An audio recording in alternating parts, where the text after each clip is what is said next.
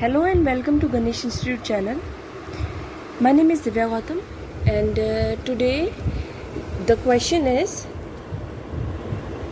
आज का क्वेश्चन है find whether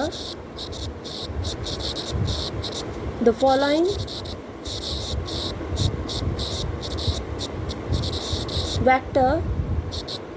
vectors are linearly dependent. If so,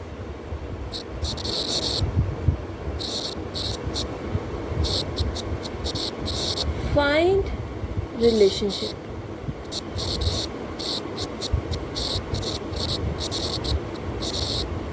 So the vectors are, first one is x1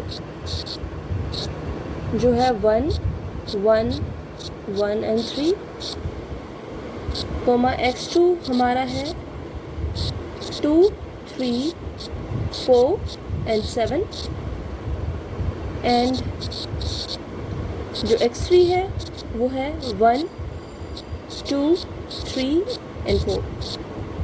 So first of all we have to convert in column. Column में लिखेंगे x1 क्या होगा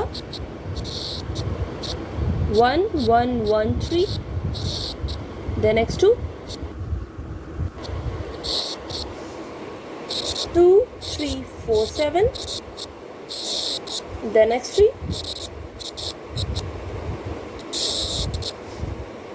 1 2 3 and 4. So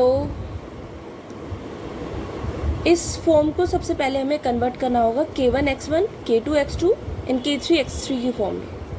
हम कैसे लिख सकते हैं इसे k1 x1 वाला vector plus k2 x2 plus k3 x3 equals to 0. x1 x2 x3 की वैल्यू पुट कर देते हैं. x1 k1 as it is, then x1 की वैल्यू क्या होगी 1 1 1 3 प्लस k2 की वैल्यू क्या है हमारी x2 की वैल्यू 2 3 4 7, एंड x3 की वैल्यू है हमारी 1 2 3 4, जो कि इक्वेट करना है हमें किसके साथ 0 0 0 0.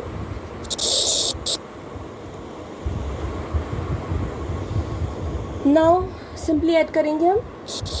मैट्रिक्स को ऐड कैसे करते हैं, सबसे पहले k1 into 1 that is k1 plus k2 into 2 2k2, k3 into 1 k3,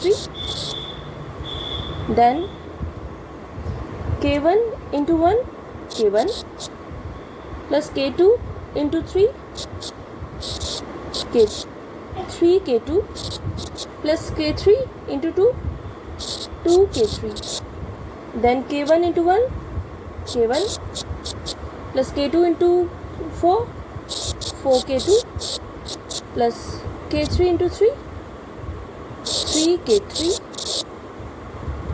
then k1 into 3 3k1 plus 7k2, it is 7, okay, plus 4k3. You have to close the bracket, close the matrix, and here we write 0 0 0 0 0 0 लिखेंगे second side another side में. ठीक है, तो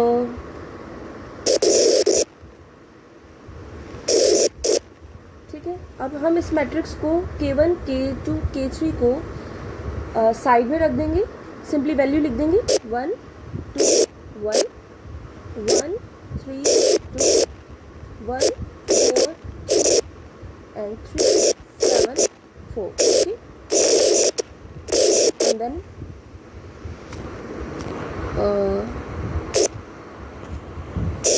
जो हमारा k1 k2 k3 था वो इस मैट्रिक्स में आ जाएगा. जो कि अगर आप मल्टीप्लाई करके दोबारा देखेंगे तो आपको पता चलेगा दीज ऑल आर सेम। एक ही बात है, चाहे आप इस फॉर्म में लिख लीजिए चाहे आप इस फॉर्म में लिख लीजिए।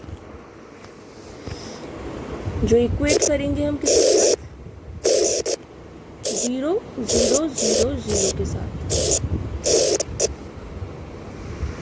नाउ अब हमें क्या करना है, एक ऑगमेंटेड फॉर्म में लिखना है इसे, ठीक है।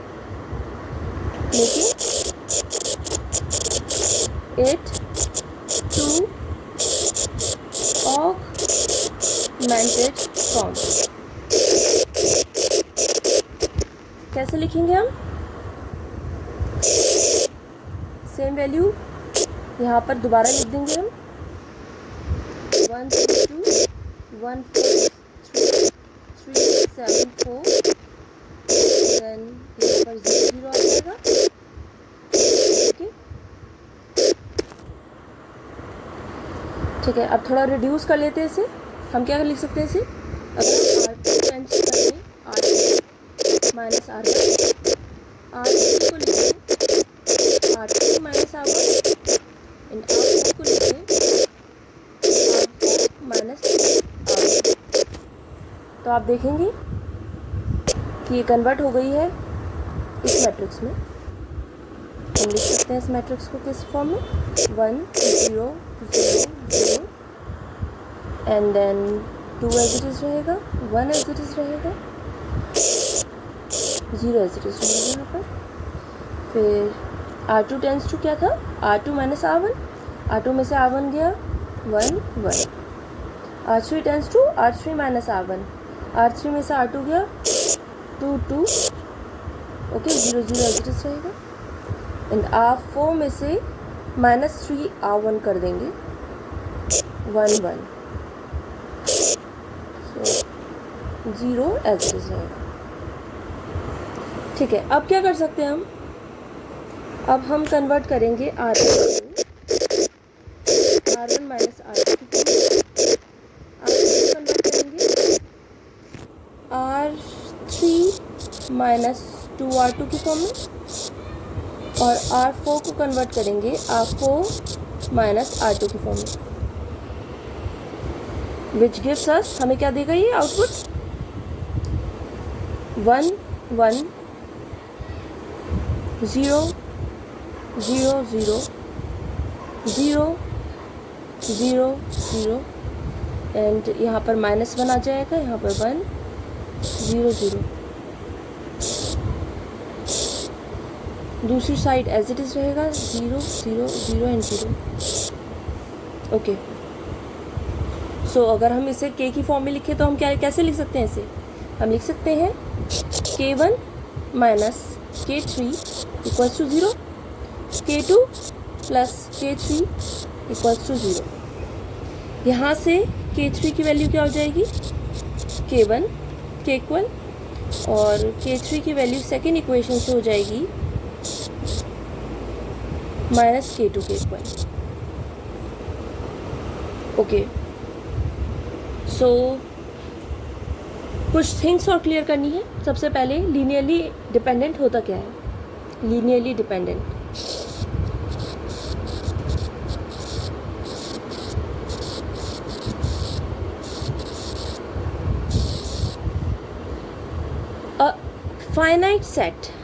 a finite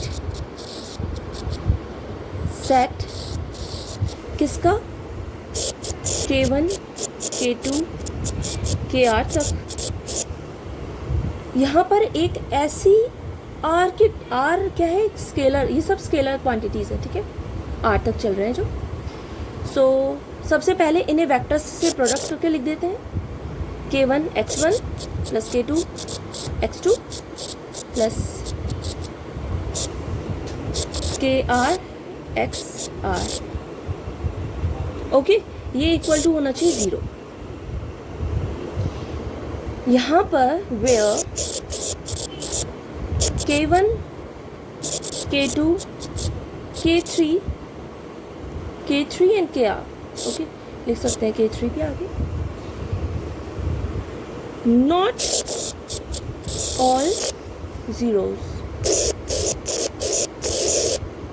मतलब K1 ज़ीरो हो सकता है, K2 ज़ीरो हो सकता है, KR कोई भी टर्म ज़ीरो हो सकता है, लेकिन एक ऐसा टर्म ज़रूर बचेगा जो कि ज़ीरो नहीं होना चाहिए, ठीक है। तब वो क्या कहलाएगा? तब वो कहलाएगा linearly dependent. Okay, and now so हम यहाँ पर लिख सकते हैं एटलीस्ट 1 के वैल्यू इज नॉट ज़ीरो। अगर हम बात करते हैं लीनियरली इंडिपेंडेंट की,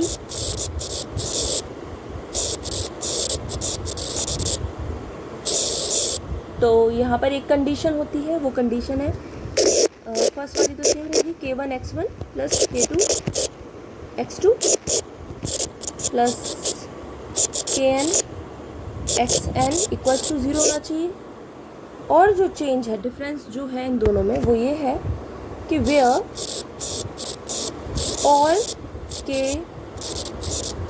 वैल्यूज़ आर ज़ीरो, यहाँ पर सारी के की वैल्यू ज़ीरो होनी चाहिए।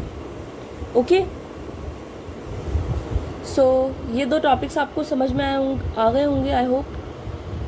वापस आ जाते हैं अब अपनी जो दो वैल्यूज़ निकाली थी हमने।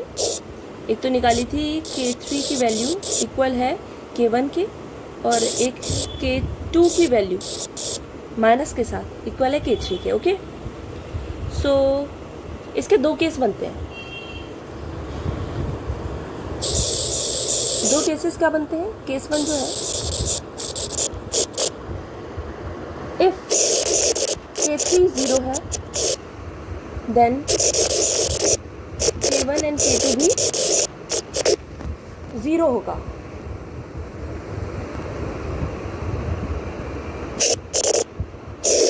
ओके, और अगर ये केस है तो ये कहलाएगा सिर्फ इसी केस में लीनियरली इंडिपेंडेंट।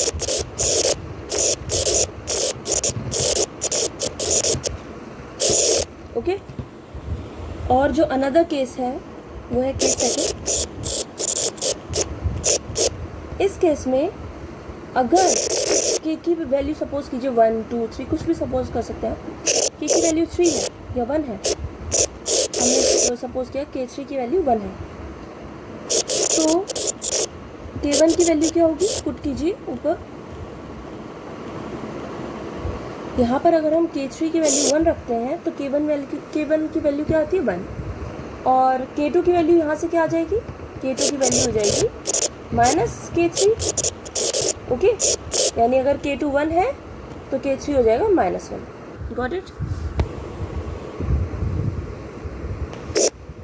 अगर K1 1 है, K3 1 है, तो K1 भी 1 होगा और K2 कितना होगा आपका? -1। और ये सारे ही केस, कोई भी वैल्यू अब आप पुट करते हैं वो सब इस वेक्टर को क्या बनाएगा? क्या बनाएगा इस वेक्टर को?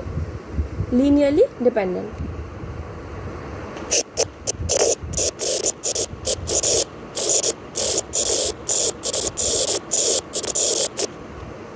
So that's it in this video. If you like this video, then subscribe to this channel. Thank you so much for watching it.